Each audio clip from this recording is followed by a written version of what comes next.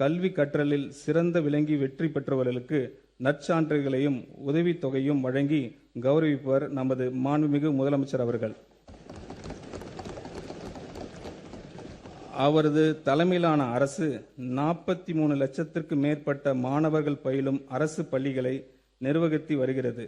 இந்த பள்ளிகளில் தூய்மையான மற்றும் பாதுகாப்பான கற்றல் சூழலை உறுதி செய்வது என்பது மாணவர்களின் தரமான கல்வி பெறுவதற்கு அவர்களின் நலனுக்கு அவசியமாகும்.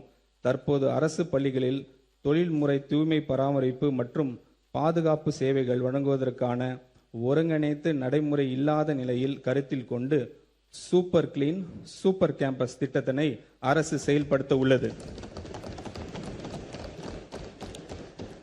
இத்திட்டத்தின் கீழ் தினசரி தூய்மை பணிகள், குடிநீர் வசதிகள் மற்றும் கழிப்பறைகள் பராமரிப்பு மற்றும் ஸ்கூல் கேம்பஸ்களுக்கு 24 மணி நேரம் பாதுகாப்பு ஆகியவை உறுதி செய்யப்படும். இதன் மூலம் நமது சூப்பர் சிஎம் ஆட்சியில் சூப்பர் சேஃப்டி, சூப்பர் ஸ்டூடெண்ட் மற்றும் சூப்பர் கேம்பஸ் உறுதி செய்யப்படும். முதற்கட்டமாக 10,000 பள்ளிகள் செயல்படுத்தப்பட உள்ள இந்த திட்டத்திற்காக 2026-27 ஆண்டுக்கான திருத்த வரவு செலவு திட்ட மதிப்பீடுகளில் 139 கோடி ரூபாய் ஒதுக்கீடு செய்யப்படுகிறது. தமிழ்நாட்டின் குழந்தைகளின் தாய்மாமன் ஆகிய நமது மாண்புமிகு தமிழ்நாடு முதலமைச்சர் அவர்கள் வழிநடத்தும் அரசு இது. தமிழ்நாட்டு குழந்தைகள் தரமான கல்வியில் போலவே தரமான கல்வி கூடங்களும் அவசியம் என்பது இந்த தாய்மாமன் அவரது அரசும் உணர்ந்து இருக்கிறது.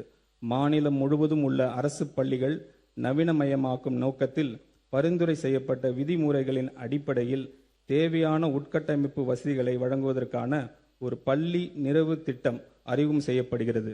2514 தொடக்க பள்ளிகள், 365 நடுநிலை பள்ளிகள் மற்றும் 855 உயர்நிலை மற்றும் மேல்நிலை பள்ளிகள் என மொத்தம் 3734 பள்ளிகள் 2132 கோடி ரூபாய் மதிப்பீட்டில் இந்த திட்டம் செயல்படுத்தப்படும்.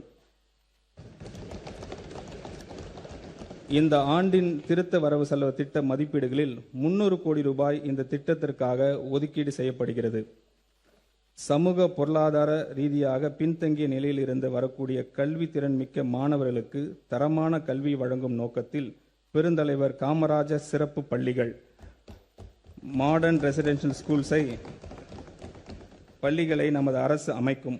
9ஆம் வகுப்பு முதல் 12ஆம் வகுப்பு வரையிலான மாணவர்கள் பயிலும் இந்த பள்ளிகளின் கல்வி, உணவு, தங்குயிடம், பாடப்புத்தகங்கள் மற்றும் யூனிஃபார்ம்ஸ் அவர்களுக்கு விலை இல்லாமல் வழங்கப்படும். இந்த பள்ளிகளின் உட்கட்டமைப்பினை மேம்படுத்துவதற்காக இந்த திருத்த வரவு செலவு திட்ட மதிப்பீடுகளில் 125 கோடி ரூபாய் ஒதுக்கீடு செய்யப்படுகிறது. வேகமாக மாறி வரும் உலகளாவிய மற்றும் தொழில்நுட்ப யுகத்திற்கு ஏற்ப பள்ளி கல்வியின் பாடத்திட்டத்திற்கு அனுபவ ஆய்வு அடிப்படையில் எதிர்கால தலைமுறைக்கான திறன் சார்ந்த முழுமையான கல்வியாக மாற்றியமைப்பது காலத்தின் கட்டாயமாகும். இத்துடன் பகுத்தறிவு சிந்தனை, படைப்பாற்றல், நிதிசார் அறிவு, பாலின சமத்துவம், சுற்றுச்சூழல் விழிப்புணர்வு, கணினி திறன், போட்டித் தேர்வுகளை எதிர்கொள்ளும் திறன் மற்றும் குளோபல் சிட்டிசன்ஷிப் ஆகியவற்றில் கவனம் செலுத்தும் ஒரு துடிப்பான மற்றும் முற்போக்கான பாடத்திட்டம் எதிர்காலத்திற்கு ஏற்ற தலைமுறையை உருவாக்கும் அவசியமாகிறது. தமிழ்நாட்டை கற்றல் வெளிப்பாடுகளில் முதன்மையாக மாநிலமாக உருவாக்கும் நோக்கத்தில் பள்ளி பாடத்திட்டத்தை மறுசீரமைக்கும் இந்த அரசு 25 கோடி ரூபாய் நிதி ஒதுக்கீடு செய்கிறது. சே நோ டு ட்ரக்ஸ் என்று சொன்னவர், என்றென்றும் அதை சொல்பவர் நமது மாண்புமிகு தமிழ்நாடு முதலமைச்சர் அவர்கள். ட்ரக்ஸை விடு, ஸ்போர்ட்ஸை எடு என்று சொன்னவர் நமது மாண்புமிகு தமிழ்நாடு முதலமைச்சர் அவர்கள். போதைப் பொருள் இல்லாத தமிழ்நாட்டை உருவாக்கவும் நமது இலக்கானது பள்ளிகளில் இருந்தே தொடங்குவது மிகவும் அவசியமானதாகும். இளமையில் கல் என்ற ஔவையாரின் சொல்லுக்கு ஏற்ப போதைப் பொருள் மற்றும் அவற்றின் தவறான பயன்பாடு குறித்து விழிப்புணர்வும் முன்னெச்சரிக்கையும் கல்வியும் இளம் தலைமுறையின் மனங்களில் ஆழாக பதிவு செய்யப்பட வேண்டும். இதற்கான முன்னெடுப்பின் கீழ் பள்ளிகளில் போதைப்பொருள் எதிர்ப்பு அமைப்புகளும் தன்னார்வ குழுக்களும் அமைக்கப்படும். மேலும் இது குறித்து விழிப்புணர்வு ஏற்படுத்துவதற்காக 10581 என்ற உதவி எண்ணை ஸ்கூல் கேம்பஸ்களில் தெளிவாக காட்சிப்படுத்தப்படும். இந்த திட்டத்தினை செயல்படுத்த அரசு 7 கோடி ரூபாய் நிதி ஒதுக்கீடு செய்கிறது.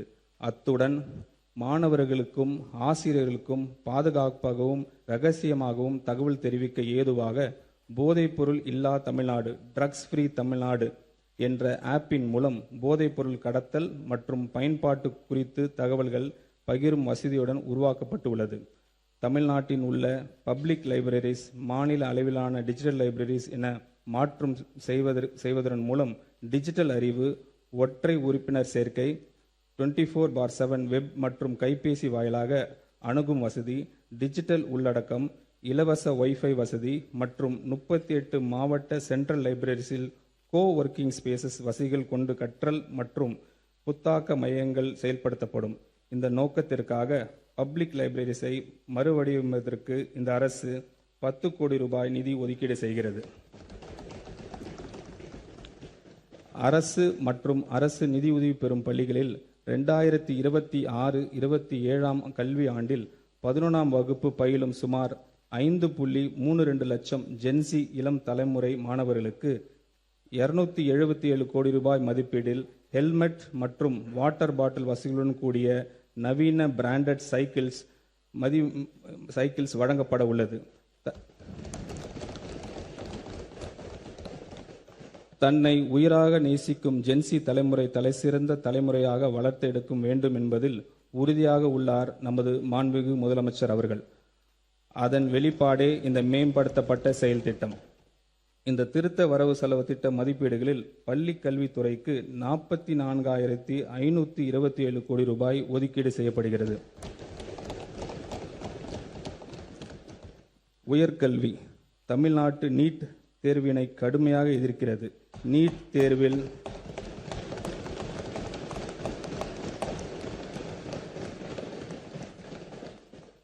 தேர்வில் தேசிய அளவில் நடைபெற்று பல்வேறு குளறுபடிகள் மற்றும் வினைத்தாள் கசிவு ஆகியவை எதிர்கால தலைமுறையினை உயர்கல்வி வாய்ப்பினை பெரிதும் பாதிக்கின்றன. எனவே நீட் தேர்வு முறையான நடவடிக்கை ரத்து செய்து முந்தைய முறையான 12ஆம் வகுப்பு பொதுத் தேர்வின் அடிப்படையில் மருத்துவ கல்விக்கான சேர்க்கை தொடர்ந்திட ஒன்றிய அரசை தமிழ்நாடு அரசு வலியுறுத்துகிறது.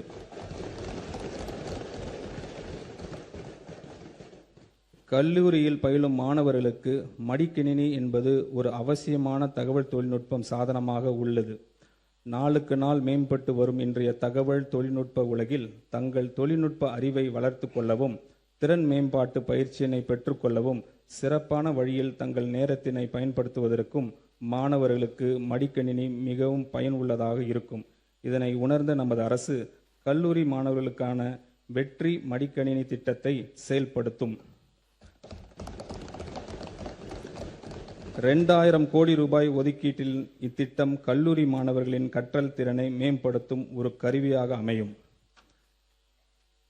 கல்வி கரையில் கற்பவர் நாள் சில என்ற நாளோடியரின் காலத்தில் அழியாத ஞானத்தை வழிகாட்டியாக கொண்டு போதிய வசதி இல்லாத வாழ்க்கை சூழலை எந்த ஒரு மாணவரின் கற்றலும் தடைப்படாமல் இருப்பதை உறுதி செய்வது நமது தலையாய கடமையாகும். மாநிலம் முழுவதும் மாணவர் தங்கும் வசதிகளை மேம்படுத்தும் நோக்கில் 10 கோடி ரூபாய் ஆரம்ப மூலதனத்துடன் தமிழ்நாடு மாணவர் தங்கும் விடுதி மற்றும் இன்ஃப்ராஸ்ட்ரக்சர் கார்ப்பரேஷன் என்ற நிறுவனம் ஸ்பெஷல் பர்பஸ் வெஹிக்கிள் ஒன்றை நமது அரசு அமைக்கும். TN சுடர் மாணவர் குடியிருப்புகளின் மாநில அளவிலான மேம்பாட்டு வளர்ச்சி மற்றும் முன்னேற்றம் என்ற முதன்மை திட்டத்தின் கீழ் முக்கிய கல்வி மையங்களில் 1 லட்ச நவீன படுக்கை வசதிகளுடன் கூடிய ஒருங்கிணைந்த மாணவர் விடுதிகள் கட்டப்படும். சுமார் 3200 கோடி ரூபாய் மதிப்பீட்டில் பப்ளிக் பிரைவேட் பார்ட்னர்ஷிப் மாதிரியின் அடிப்படையில் இத்திட்டம் செயல்படுத்தப்படும். இதற்காக மாநில அரசின் 20% கட்டுமான மானியம் அடுத்த 2 நிதி ஆண்டுகளில் 640 கோடி ரூபாய் வழங்கப்படும். இந்த திட்டம் பரவலாக உள்ள தங்கும் இடங்கள் ஒருங்கிணைத்து உயர்தர வசதிகள் கொண்ட கேம்பஸ்களாக மாற்றி அமைக்கும். இதில் முழுமையாக குளிர் ஊட்டப்பட்ட டிஜிட்டல் கற்றல் மையங்கள், 24 மணி நேரம் பாதுகாப்பு சுகாதாரமான சமையல் அறைகள் மற்றும் முழுமையான சமூக சமத்துவத்தை ஊக்குவிக்கும் வகையிலான தானியங்கி ஒதுக்கீடு முறை ஆகியவை இடம்பெறும். வரும் ஆண்டுகளில் பல்வேறு சமூகங்கள் மற்றும் மதங்களை சேர்ந்த இளைஞர்கள் TN சுந்தர் திட்டம் ஒன்று சேர்க்கும். 2027-28 கல்வி ஆண்டில் மதுரையில் சீர்மிகு சட்டப்பள்ளி தரத்தில் மேம்பட்ட சட்டக் கல்வி வழங்க சிறப்பு அரசு சட்டக் கல்லூரி 300 மாணவர்களின் சேர்க்கையுடன் தொடங்கப்படும். இந்த திருத்த வரவு செலவு திட்ட மதிப்பீடுகளில் உயர்கல்வித்துறைக்கு 8,393 கோடி ரூபாய் ஒதுக்கீடு செய்யப்படுகிறது. தொழிலாளர் நலன் மற்றும் திறன் மேம்பாடு